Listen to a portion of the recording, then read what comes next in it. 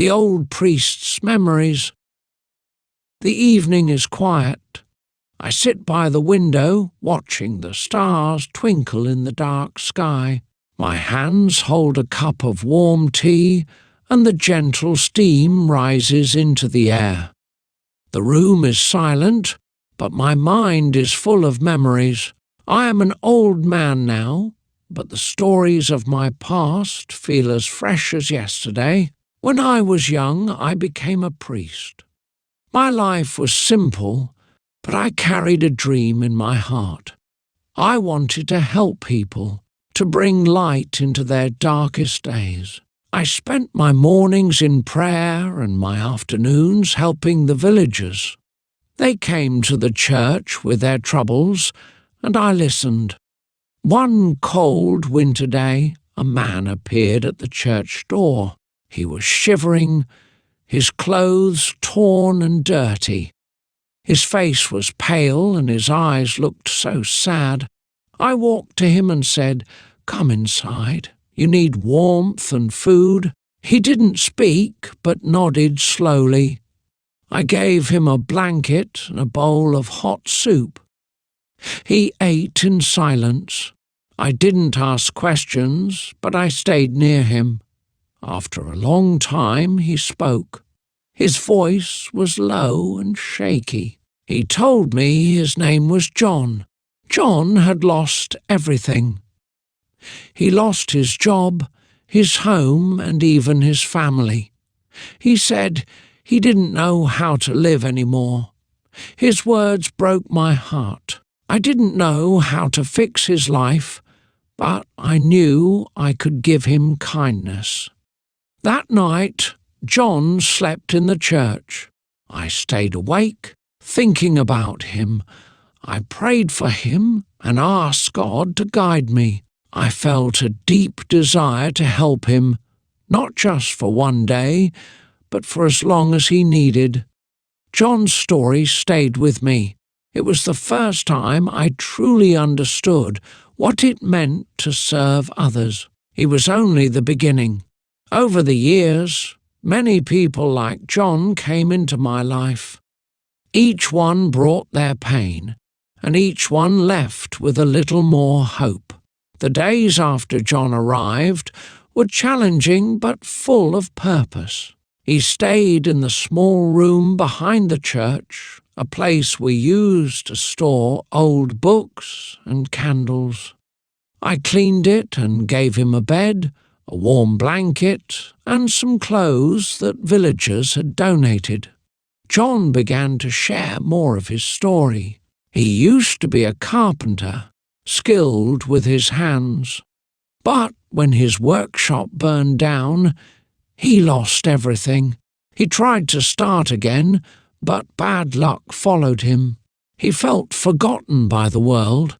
I didn't have much to give, but I encouraged him to help me with the church repairs. The roof needed fixing, the wooden benches were broken, and the garden was overgrown. John hesitated at first, but soon he found joy in the work. Every morning we worked side by side. He hammered nails, fixed doors, and planted flowers. His hands, once rough from hardship, created beauty again. The villagers noticed the changes and started visiting the church more often. They brought food, tools, and words of encouragement for John. One evening, as the sun set behind the hills, John sat beside me. "You saved my life," he said, his voice steady but emotional. I smiled and told him, "You saved your own life, John. I only reminded you of your strength." He nodded, but I could see tears in his eyes. The church became a home for John. He no longer looked like the man who first came to me. His shoulders were straighter, and his eyes had a spark of hope. The villagers began to trust him, and some even asked him to build furniture for their homes. One day, John came to me with an idea. "Let's build a workshop near the church," he said. "I can make things to sell and help others like me." His excitement was contagious. I agreed, and together we started planning. It was the beginning of something wonderful. The new workshop was built with the help of the villagers. Everyone contributed in some way. Some brought wood, others offered tools, and a few gave their time and energy to help us build it. It was a simple structure, but it was strong and full of promise. John worked tirelessly. His hands were steady as he carved, hammered and painted.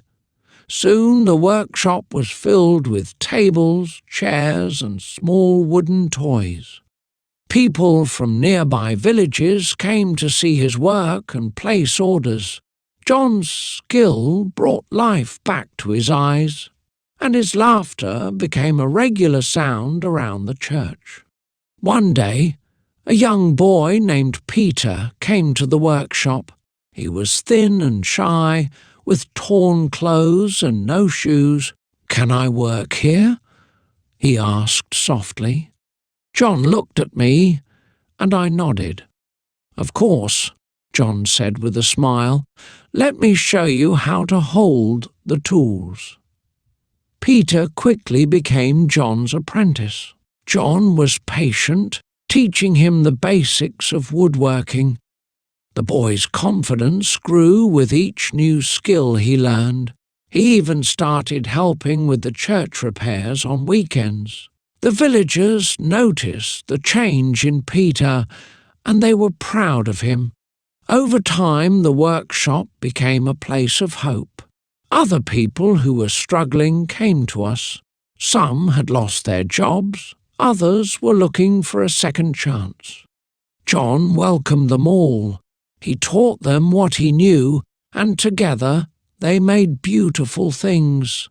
The money from selling the furniture was used wisely. Part of it went to the workers, part to the church, and part to help those in need. The workshop became more than a place to work. It became a symbol of new beginnings. One evening, as we sat in the garden, John looked at the stars and said, "I never thought I could be happy again.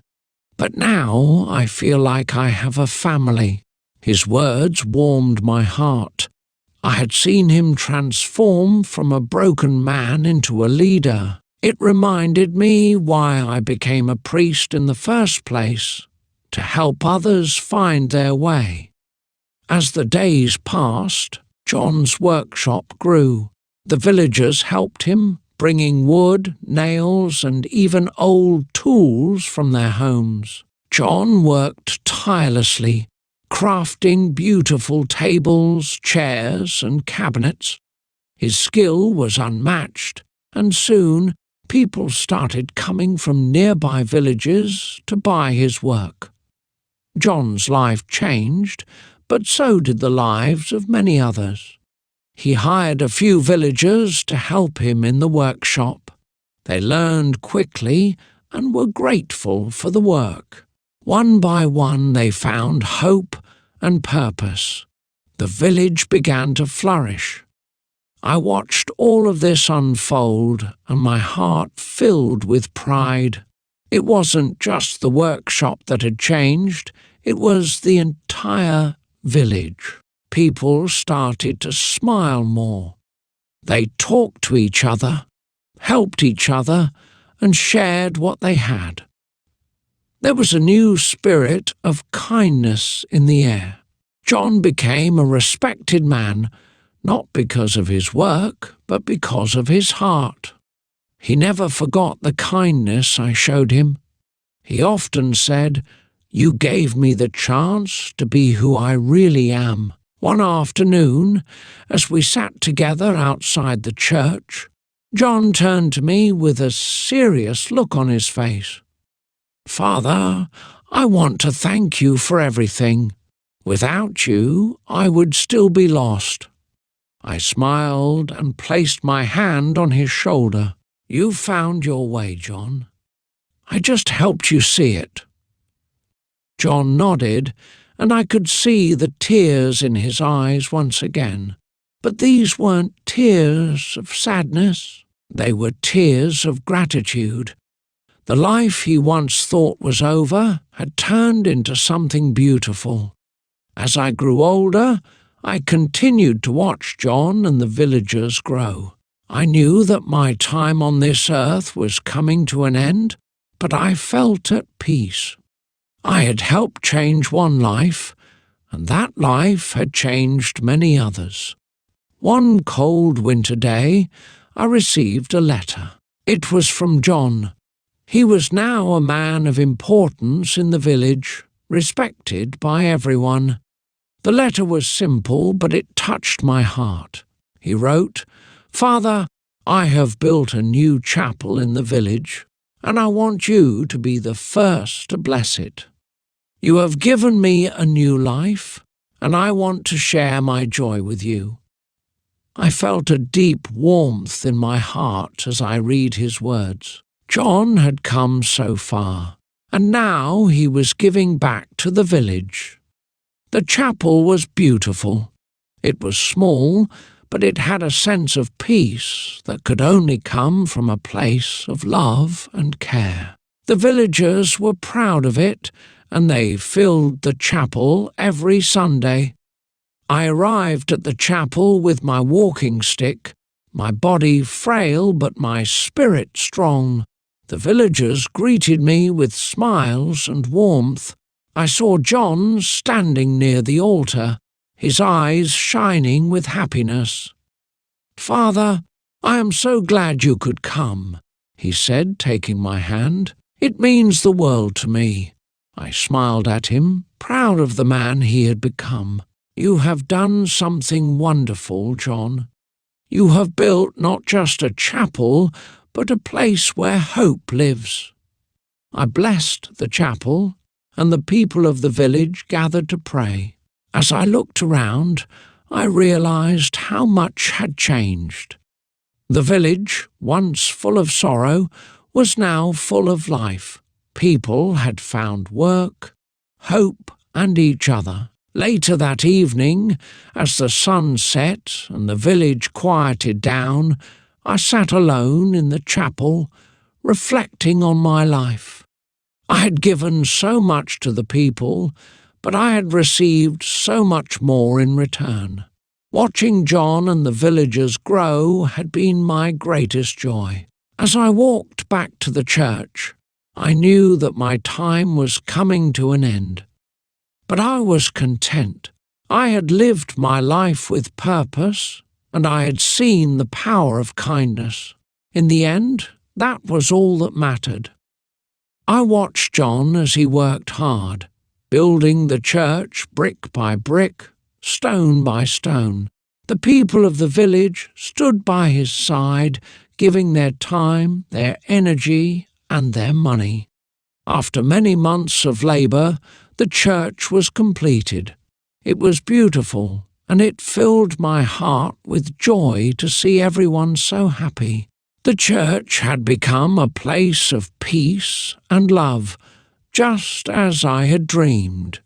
Years passed, and the village blossomed. The people grew kinder and more helpful, and the church played a big part in making them better. John became a strong and capable leader. Together we worked to help the poor and the sick, reaching out to those in need from all corners of the village. I saw all of this unfold before me, and my heart swelled with pride. John had changed. The man who once felt lost had become a guiding light for so many. He had helped countless people, fulfilling the very purpose I had prayed for. One quiet evening, as I sat alone in the church, I felt the years catch up with me, but I was not sad. I looked around at the church and the people it brought together.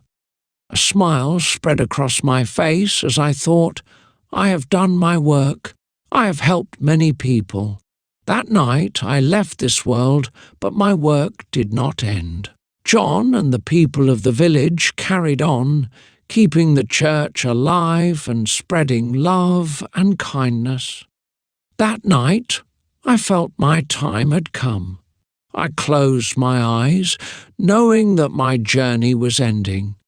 Yet deep in my heart I was at peace. I trusted that John and the people of the village would carry on, keeping the church alive and spreading love and kindness. In the days that followed, the village remembered me. They spoke of the hope I had brought into their lives and how I had helped them believe in themselves. My work had not been in vain, and I knew that my efforts had left a lasting gift for them all.